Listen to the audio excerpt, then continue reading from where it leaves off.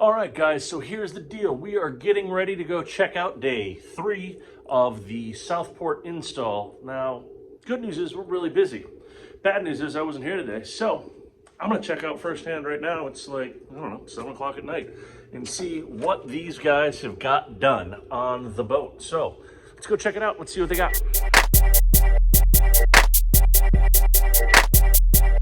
All right, so as I jumped on board, one of the first things that I noticed was a package arrived for me.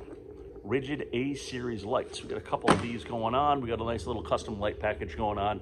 Because again, as always, we want to make sure your boat is your boat, the way you want it. So I'm going to walk up forward up here, and we're also going to see behind me that you can see we've got the Lumitec Razor light bar. Lumitec and Rigid Industries are owned by the same company. So you've got Rigid Industries technology right there with that light bar.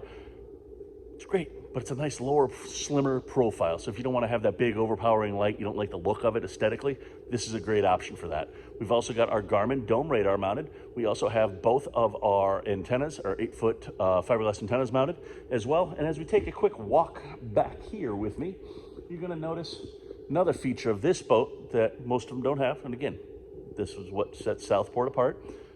We put a hatch in the hardtop on this one. So this gives you a nice custom touch.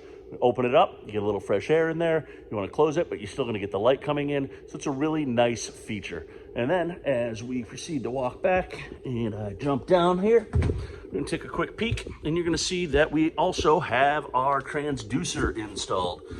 As you can see right here, let's see as we pan around and down, there it is.